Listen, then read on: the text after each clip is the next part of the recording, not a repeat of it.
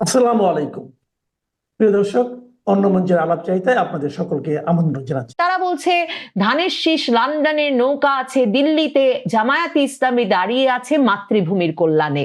এখন তারেক রহমান বোঝেন যে এই যে তার লন্ডন বাস দলকে এমন বেকায়দায় ফেলেছে যে এই বেকায়দা পরিস্থিতিতে দাঁড়িপাল্লা যে সারা বাংলাদেশে একদিকে নির্বাচনী জোয়ার সৃষ্টি করছে, অন্যদিকে বলে বেড়াচ্ছে যে শুধুমাত্র তারাই, তাদের নেতৃত্বই মাতৃভূমির কল্যাণে বাংলাদেশের বুকে দাঁড়িয়ে আছে, এ কথাটা হয়তো ঠিক বেঠিক বলে উড়িয়ে দেওয়া যাবে না।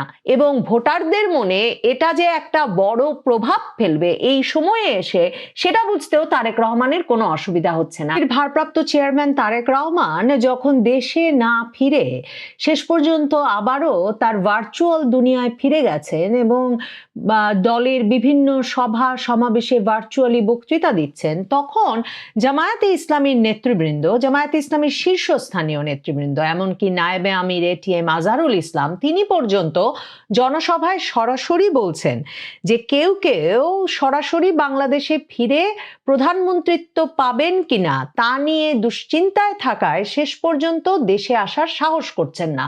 মানে তারেক রহমানের দিকে ইঙ্গিত করে বলা হচ্ছে যে ইংল্যান্ডের নিরাপদ জীবন ছেড়ে তিনি দেশে আসতে রাজি হচ্ছেন না, কারণ ইংল্যান্ড ছেড়ে এসে যদি তিনি প্রধানমন্ত্রী না হতে পারেন তাহলে দুকুলি হারাবেন।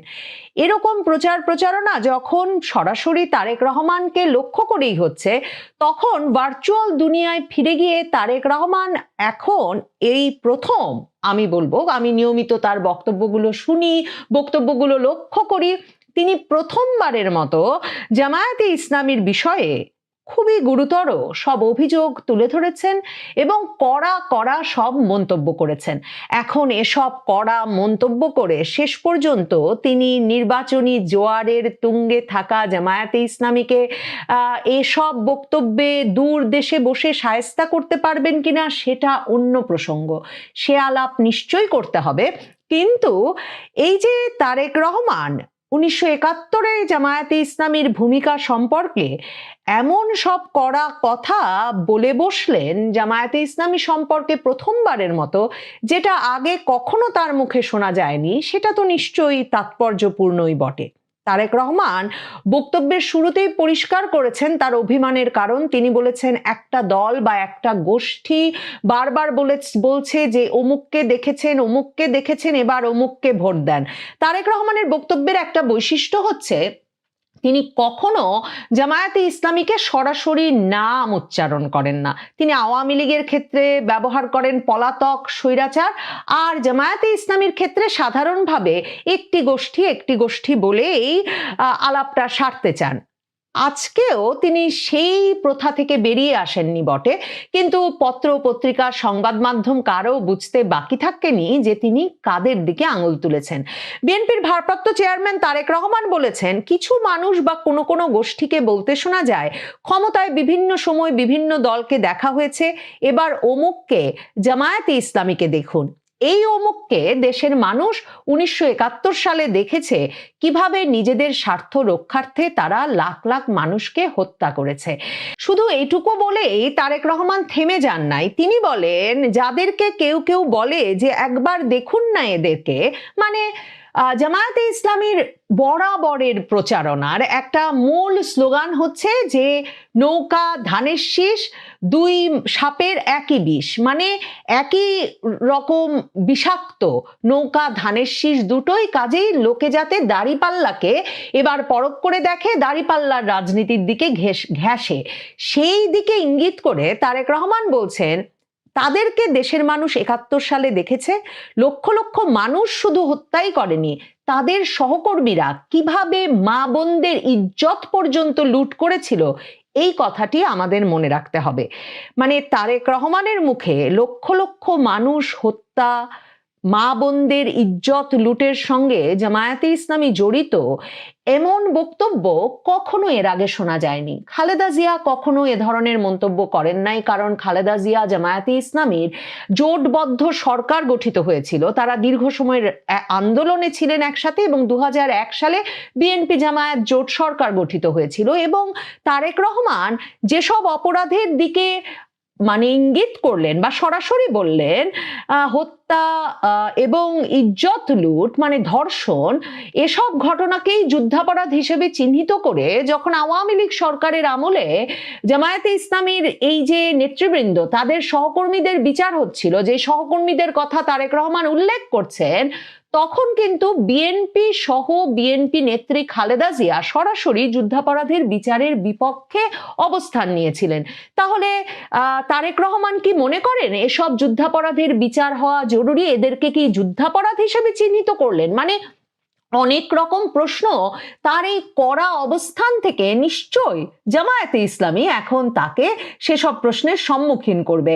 তারেক রহমান 1971 প্রসঙ্গে এখানেই কথা শেষ করলেও এর পরেও তিনি জামায়াতে ইসলামী প্রসঙ্গে খুব কড়া কিছু কথা বলেছেন ফার্মগেটের খামারবাড়ি কৃষিবিদ ইনস্টিটিউশনে অনুষ্ঠানে ভার্চুয়ালি যুক্ত হয়ে প্রধান অতিথির বক্তব্যে। তিনি বলেন যে একটি রাজনৈতিক দলের কিছু ব্যক্তি বা বেশ কিছু ব্যক্তি বিভিন্ন জিনিসের টিকিট বিক্রি করে বেড়াচ্ছেন, বিভিন্ন জিনিসের কনফার্মেশন দিয়ে বেড়াচ্ছেন, মানে নিশ্চয়তা দিয়ে বেড়াচ্ছেন।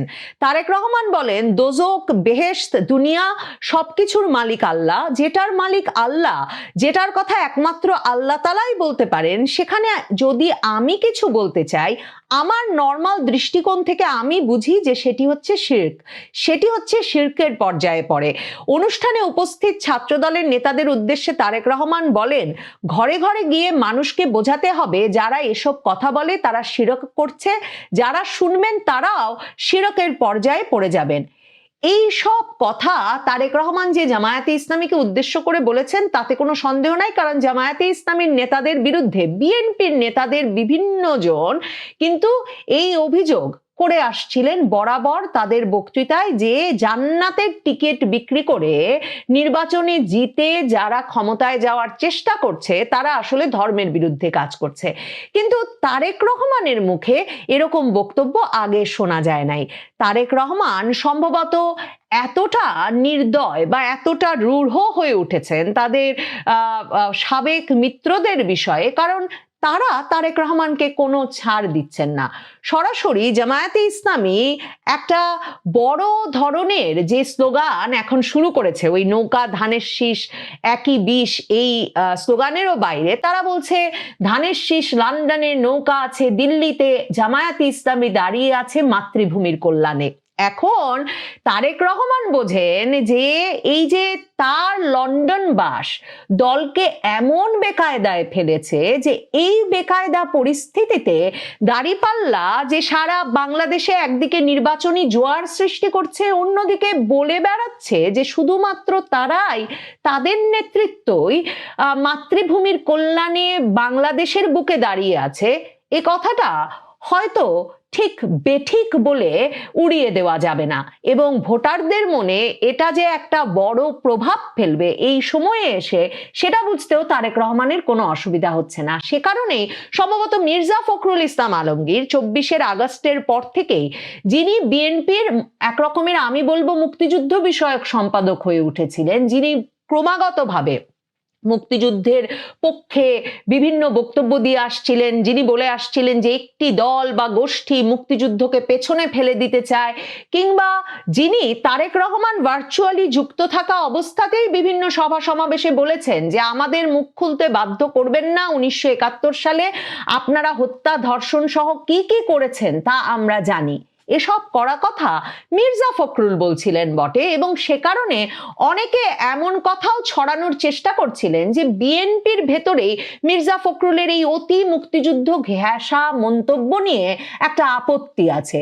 এখন তারেক রহমান পরিষ্কার করে দিলেন যে শেষ পর্যন্ত জামায়াতকে ঘায়েল করতে তার কাছে এই মুক্তিযুদ্ধ অস্ত্রটিকেই সবচেয়ে মোক্ষম বলে মনে হচ্ছে। তবে তারেক রহমান তার ক্ষোভ প্রকাশ শুধুমাত্র এখানেই থামিয়েছেন তাই নয়, তিনি কঠিন একটা প্রশ্ন অবশ্য ছুড়ে দিয়েছেন জামায়াতে ইসলামীর নেতৃবৃন্দের উদ্দেশ্যে, যারা কিনা তারেক রহমানের দুর্নীতি, তারেক রহমানের হাওয়া ভবন নিয়ে প্রচারণা শুধু চালাচ্ছে তাই নয়, চাঁদা ওঠে পল্টনে, সেই চাঁদা যায় লন্ডনে, এই সব স্লোগান একেবারে সারা বাংলাদেশে ছড়িয়ে দিয়েছে এই সাবেক মিত্র জামায়াতে ইসলামী সহ দলগুলো গত কয়েক মাসে। তারেক রহমান এখন তাদের দিকে প্রশ্ন ছুড়ে দিয়েছেন যে যেই দলটি বারবার দুর্নীতির বিষয়ে বিএনপিকে প্রশ্নের সম্মুখীন করে, তারা ভুলে যায় যে তাদের দলের দুজন সিনিয়র মানুষও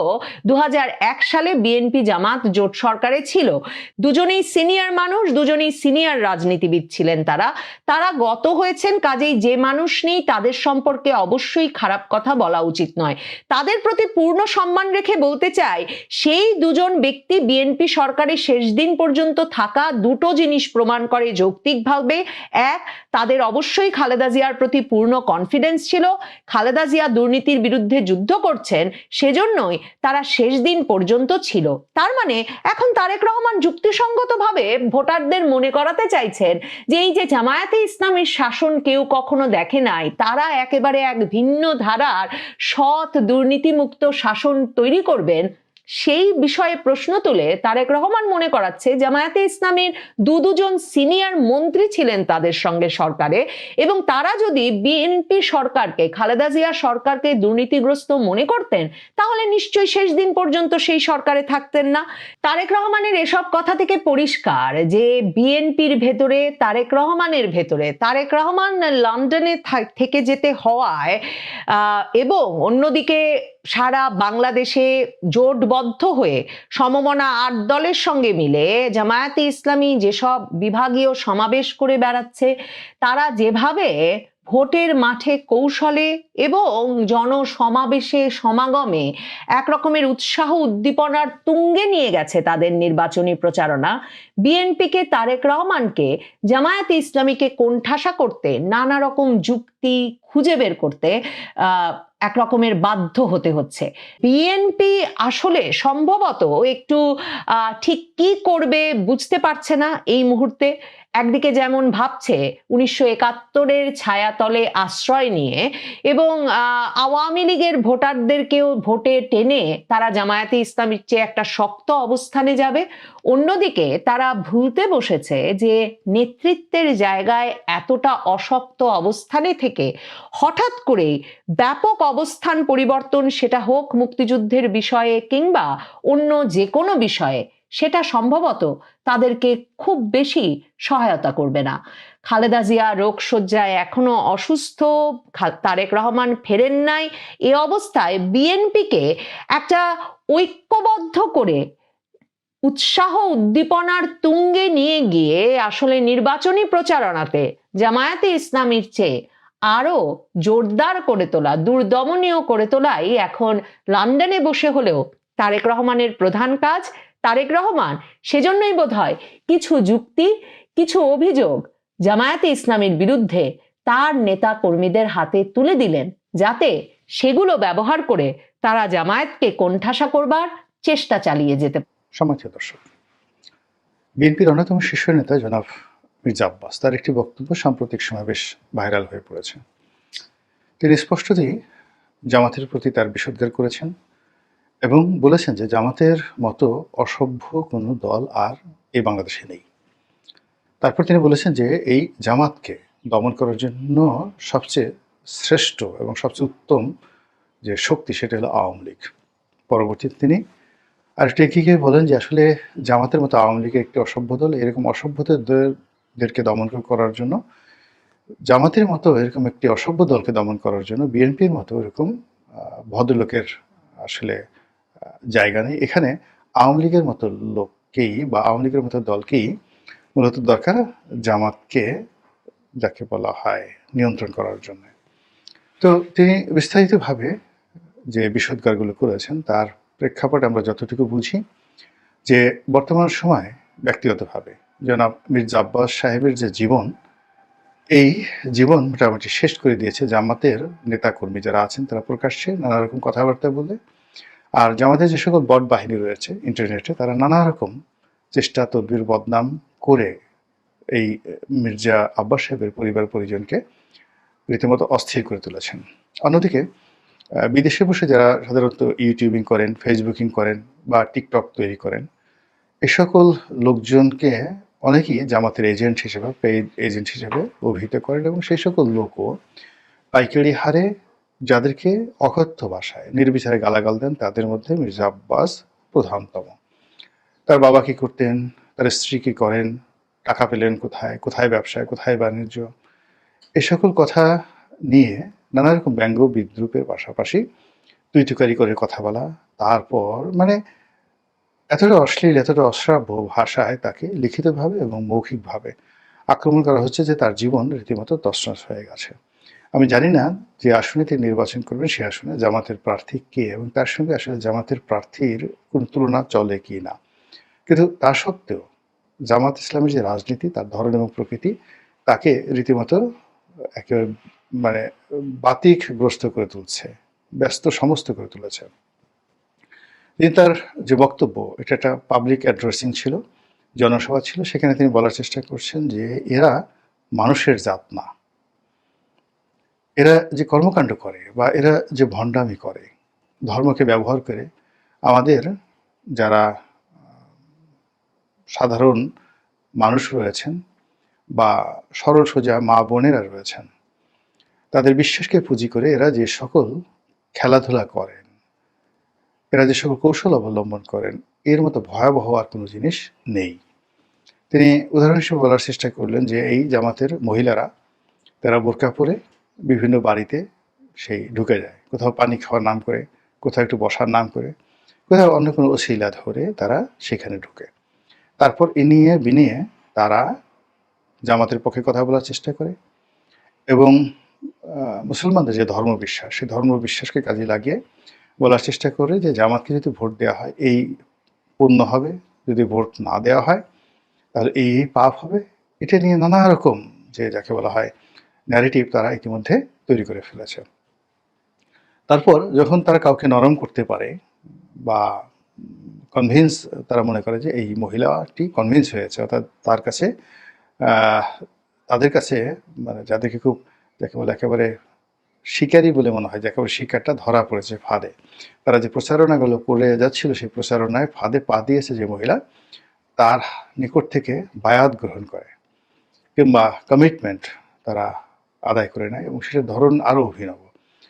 তখন তারা হাতটাকে টেনে নেয়, হাত টেনে নিয়ে আমরা যেভাবে যাকে বলে আন্তরিকতা দেখানোর জন্য ছেলেরা, বিশেষ করে ধরুন অন্য একটা ছেলেকে যদি হাতটা জড়িয়ে ধরি, তারপরে বলি যে আমার বুকে হাত দেন, তো বুকে হাত দিয়ে আপনি কসম করে বলেন যে এই কাজটা করবেন কিনা।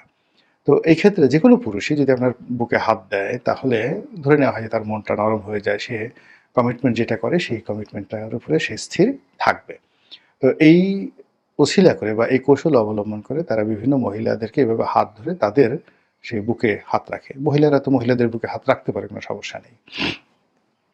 তো হাত রাখার পরে তারা বলে যে ঠিক আছে, আপনি শপথ করে বলেন, যে বুকে হাত দিয়ে বলেন যে আমার জামাতকে আপনি ভোট দেবেন। তো হয়তো অনেকে বলেন, তো বলার পরে এরপর তারা আসল ভণ্ডামিটা করেন, যেটা মির্জা আব্বাস বলছিলেন।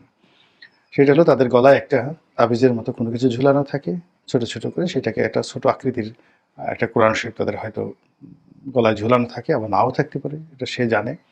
তো তখন বা এটার উপকর্তে এমন হতে পারে কোনো মহিলা হয়তো কোরআনে হাফেজ, তার বুকের মধ্যে 30 পারা কোরআন সংরক্ষিত রয়েছে, হোয়াট এভার মেবি, কিন্তু বাস্তবতা হলো ওই বুকে হাত দেওয়ার পর সংশ্লিষ্ট জামাতের মহিলা যারা আছেন তারা বলতে থাকেন, এই যে আপনি আমাকে হাত দিয়েছেন বুকে, এটা কিয়ামতের দিন কিন্তু আপনাকে জবাবদিহি করতে হবে। এর কারণ হলো আপনি কোরআন শরীফ স্পর্শ করে এই শপথ করলেন, এর কারণ আমার বুকে কোরআন আছে।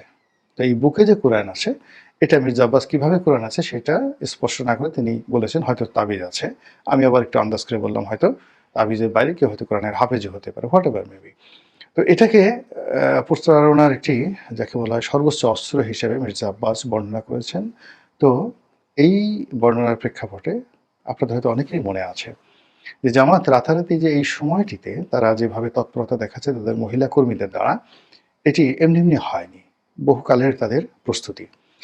আওয়ামী লীগ জমানাতে এরকম আমরা মাঝে মধ্যে দেখতাম যে জামাতের 20 জন, 25 জন, 30 জন বা 50 জন, এমন কোনো কোনো সময় 200-300 এরকম মহিলাদেরকে গ্রেপ্তার করা হতো। বলা হতো যে এরা কোরআনের তালিম নিচ্ছিল, কোরআনের তালিম দিচ্ছিল, এই অবস্থা থেকে তাদেরকে আওয়ামী বাহিনী গ্রেপ্তার করেছে। এবং তাদের সেই বক্তব্য, জামাতের সেই বক্তব্যে আমরা সহানুভূতিশীল ছিলাম এবং আমরা অনেক সময় সরকারকে সমালোচনা করেছি যে এই ধরনের কর্মকাণ্ড করা কোনো অবস্থাতেই ঠিক হচ্ছে না। তো তাদের সেই কর্মকাণ্ড হালে কতটা পানি পেয়েছে যে মির্জা আব্বাসের মতো সিনিয়র যারা নেতৃবৃন্দ রয়েছেন তাদেরকে রীতিমতো অস্থির বানিয়ে ফেলেছে। এবং সেই অস্থিরতা খুব সাধারণ বিষয় নয়। যারা এই সময় নির্বাচনের মাঠে আছেন তারা সবাই জানেন, বিশেষ করে বিএনপির যারা নেতৃবৃন্দ রয়েছেন, যে সকল এলাকাতে বিএনপির অপোজিটে জামাতের প্রার্থী খুব স্ট্রং রয়েছে, সেখানে জামাত তাদের কর্মী বাহিনীকে নামিয়ে দিয়েছে, মহিলা কর্মী বাহিনীকে। এখানে আরও একটা বিষয় প্রণিধানযোগ্য যে শিবিরের লোকজন কিংবা ধরুন জামাতের মূল যারা পুরুষ নেতৃবৃন্দ রয়েছেন তাদের চাইতে মহিলা কর্মী যারা রয়েছেন তাদের সংখ্যা অগণিত। এবং এই মহিলা কর্মীরা জামাতের অ্যাসেট বা সম্পদ বলে জামাতের আমির মনে করেন, এবং তারা আরও মনে করেন জামাতের কর্তৃপক্ষ যে আগামীতে যদি জামাত ক্ষমতায় আসে তবে এই মহিলা কর্মীদের কারণেই তারা ক্ষমতায় আসবে। এদের নাম লিপিবদ্ধ থাকে না, এদের কোনো কমিটি নেই, এদেরকে ধরাও যায় না, জিজ্ঞাসাও করা যায় না, তারা মাথায় বোরকা পরে তারপরে শেষে ঘুরে বেড়ায়, অবিরতভাবে ঘুরে বেড়ায় এবং পথে ঘাটে মাঠে তারা সেই কাজগুলো করে যাচ্ছে। আমি পটুয়াখালী জেলার খবর জানি, সেখানে প্রতিটি আসনই এই জামাতের যারা মহিলা কর্মী রয়েছেন তারা পাগলের মতো দিন রাত তারা শুধু ঘুরে বেড়াচ্ছে এবং তাদের প্রার্থীদেরকে বিজয়ী করে আনার জন্য যা যা করা দরকার তাই করে যাচ্ছে। এবং আপনারা যারা রাজনীতির ময়দানে আছেন তারা সবাই জানেন যে পুরুষ কর্মীদের তুলনায় মহিলা কর্মী যারা রয়েছেন তারা অনেকটা ডেডিকেটেড থাকেন। দ্বিতীয়ত হলো যে মহিলারা যারা ভোটার হিসেবে আপনাকে যদি কেউ কমিট করে তাহলে সেখানে আপনি নিশ্চিত থাকতে পারেন যে তারা সেই কমিটমেন্টগুলো রক্ষা করে। থার্ডলি হলো যে একটা পরিবারে শিশুদের উপর যদি আপনি প্রভাব বিস্তার করতে পারেন এবং তরুণদের উপর যদি আপনি প্রভাব বিস্তার করতে পারেন তাহলে ধরে নেওয়া যায় যে সেখানেও আপনাদের যে অ্যাচিভমেন্টটা এটা অনেক বেশি হবে।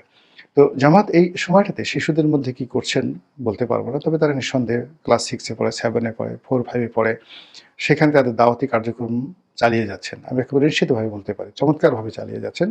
তো এই সকল যারা বালক বালিকা রয়েছেন তারা হয়তো ভোটার নন, কিন্তু তারা তাদের আদর্শ হঠাৎ করে পিতামাতা দেখলো যে তাদের ছেলেমেয়ে নামাজ পড়ছে, তো সঙ্গতি করে তারা খুশি হয়ে যাবে যে মাই গড এই সময় ছেলেরা নেশা টেশা না করে নামাজ পড়ছে। তারপর ছেলে মেয়ে হঠাৎ করে একদিন বললো তার বাবাকে মাকে যে এবার ভোট কিন্তু দাঁড়িপাল্লায় দিতে হবে। তো ছেলে মেয়েদের এই যে হঠাৎ করে ধার্মিক হয়ে ওঠা, এটা পিতামাতার মন নরম হয়ে যায় এবং যখন সেই ছেলে মেয়ে বলে যে দাঁড়িপাল্লায় ভোট দিবেন তখন তারা আরও নরম হয়ে যান।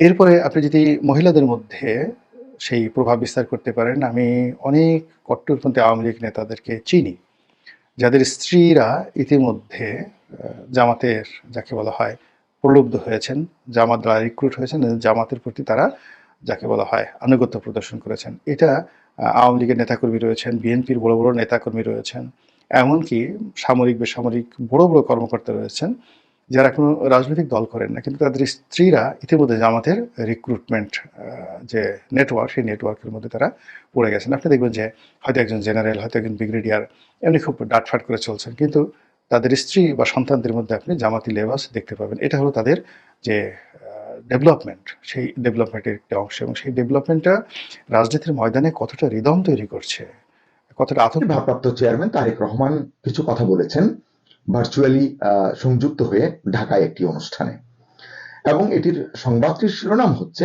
একটি দল ৭১-এ লাখ লাখ মানুষকে হত্যা করে এখন জনগণের ভোট চায়, এটি বলেছেন তারেক রহমান। সে কারণেই আমার মনে হলো যে একই কথা শুনি আজ মন্থরার মুখে, আমরা এরকম একটি প্রবাদ জানি। যাই হোক, এটি নিয়ে কিছু কথা বলবো, আসলে সরাসরি কিছু কথা বলতে চাই। এ প্রসঙ্গে বলতে চাই যে মাঘ মাসে, চৈত্র মাসের ওয়াজ করে আসলে কোনো লাভ হয় না। যখন কথা বলার সময় ছিল, দরকার ছিল, তখন তারা নীরব থেকেছেন। আর আজ যখন মাঠঘাট সব হাত ছাড়া হয়ে গেছে বিএনপির, তখন তারেক রহমান বলছেন কাঁধে কাঁধ মিলিয়ে দেশকে এগিয়ে নিতে হবে। এই ভার্চুয়ালি যুক্ত এই অনুষ্ঠানে তিনি অনেক কথা বলেছেন, সব আমি বলতেও পারবো না। তো এই যে কাঁধে কাঁধ মিলিয়ে তিনি দেশকে এগিয়ে নিতে চান, আমি প্রশ্ন করতে চাই কার সঙ্গে কাঁধ মিলিয়ে তিনি দেশকে এগিয়ে নিতে চান? জামাতের সঙ্গে, নাকি সেই দলগুলোর সঙ্গে যাদেরকে তারাই আজকাল খুব ভয় ডর পাচ্ছেন বা ভয় করছেন? আমি সরাসরি কিছু কথা বলতে চাই তারেক সাহেবের উদ্দেশ্যে, কারণ অনেক কথা যে তিনি বলেছেন আজকে, তবু কেন যেন মনে হচ্ছে অনেক কথাই তিনি ভুলে গেছেন। জামাত তো বহুদিন ধরেই চিৎকার করছে একবার সুযোগ দিন, সব দলকে দেখেছেন, আমাদেরকে দেখুন, আমরা নিজেদের প্রমাণ করতে চাই, না না না ব্লা ব্লা ব্লা, অনেক কথা তারা বলেছেন। সোশ্যাল মিডিয়া আপনারা দেখুন ভর্তি হয়ে আছে এই প্রোপাগান্ডায়, এর বিরুদ্ধেও কিছু প্রোপাগান্ডা আছে। এমন এক সময় যখন জনগণের মন কোন দিকে যাবে, কারণ সামনে নির্বাচন, সেটা নিয়ে অনিশ্চয়তা আছে, সেই প্রেক্ষাপটে তারেক রহমান বললেন 1971 সালেই জনগণ জামাতকে দেখে ফেলেছে। আর শিরোনামে তো শুনেছেন লাখ লাখ মানুষকে হত্যা করেছে, এবং বলেছেন খুন ধর্ষণের কথাও বলেছেন, মা বোনের সম্ভ্রমানের কথাও তিনি বলেছেন। ওই অনুষ্ঠানেই আবার বিএনপির মহাসচিব একেবারেই ভারপ্রাপ্ত চেয়ারম্যানের কণ্ঠ অনুসরণ করে বলেছেন একটি মহল ধর্মের নামে দেশকে বিভাজন করতে চায়। মনে হলো এটি নতুন উপলব্ধি হলো ওনার, এবং তিনি বললেন তারা বিএনপিকে নেতিবাচক ভাবে উপস্থাপন করতে চায়। এটি তো আমরা অনেকদিন ধরেই দেখছি, তিনি বোধহয় অতি সম্প্রতি এই বিষয়টি উপলব্ধি করতে পারলেন। ফখরুল জানালেন তারা ধর্মের ভিত্তিতে বিভাজন চান না, মানে বিএনপি ধর্মের ভিত্তিতে বিভাজন চায় না। কি বললেন আরো, 1971 সালের মুক্তিযুদ্ধের মতো দলমত নির্বিশেষে সবাইকে নিয়ে দেশ গড়তে চান। তো 71-এ তো দলমত নির্বিশেষে ঠিক আছে, কিন্তু যাদেরকে নিয়ে আজকের আলোচনা তারেক সাহেব এবং ফখরুল সাহেব বলেছেন, তারা তো আর 71-এ দলমত নির্বিশেষের কাতারে ছিলেন না। তো এই প্রেক্ষাপটে আমি বলবো তারেক রহমান এবং মির্জা ফখরুল ইসলাম আলমগীর দুজনের কথাই ঠিক। কিন্তু প্রশ্ন হলো 2001 সালে যখন তারা ব্র্যাকেটে জামাত 2001 সালে যখন জামাত আপনাদের দুই হাতে ক্ষমতা এনে দিল, তখন ইতিহাস কোথায় ছিল? তখন কি গণহত্যা, ধর্ষণ, লুণ্ঠনের ইতিহাস ভুলে গিয়েছিলেন? তখন কেন তাদের গাড়িতে জাতীয় পতাকা তুলেছিলেন? তখন কি সত্যের বোধোদয় ফ্রিজে তুলে রেখেছিলেন আপনারা?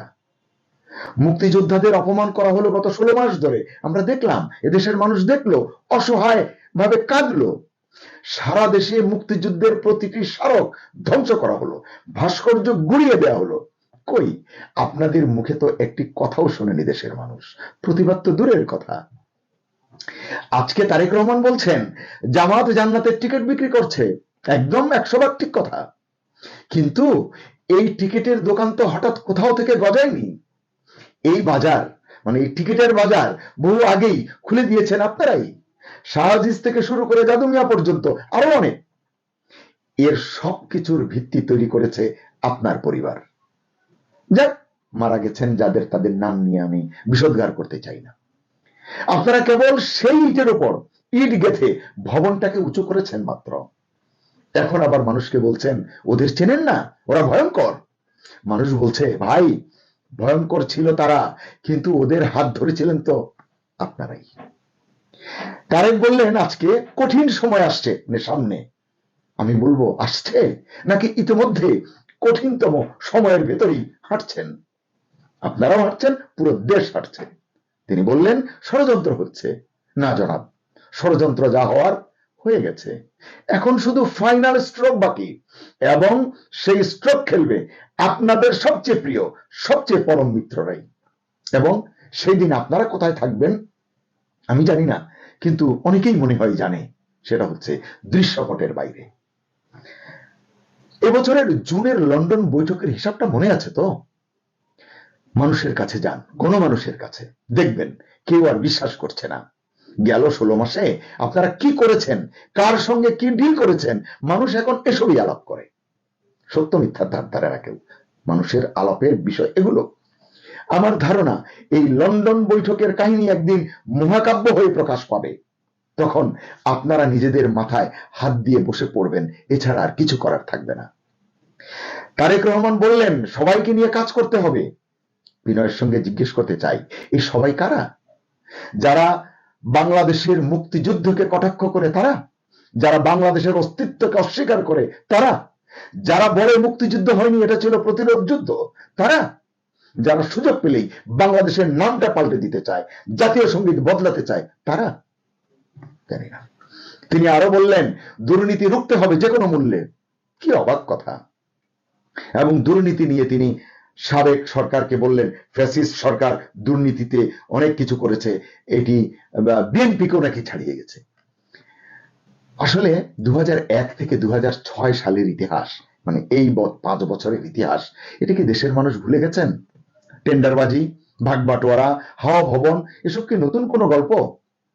আওয়ামী লীগ দুর্নীতি করেছে এটা সত্যি, কিন্তু আপনাদের 2001 থেকে 2006 নিয়ে মানুষ কি বলে এখনো, সেটাও একটু শুনতে চেষ্টা করুন। জনগণ আসলে কিছুই ভুলে যায়নি। পুরনো মল থেকে দুর্গন্ধ বেশি ছড়ায়, এটা তো আপনার অজানা থাকার কথা নয়। তারেক বললেন আমাদের বিরুদ্ধে, মানে বিএনপির বিরুদ্ধে বা তার বিরুদ্ধে, তাদের নেতাকর্মীদের বিরুদ্ধে দুর্নীতি সহ নানান অভিযোগ, এগুলো মিথ্যা প্রমাণিত হয়েছে। দারুণ, বেশ তো, তাহলে দেশে ফিরছেন না কেন? আপনার বক্তব্য তিনি আজকেই বলেছেন দেশ এখন নাকি নিরপেক্ষ আদালতের অধীনে, যেটা এর আগে কখনোই ছিল না। চমৎকার, তাহলে ফিরে আসুন, মানুষ দেখতে চায়।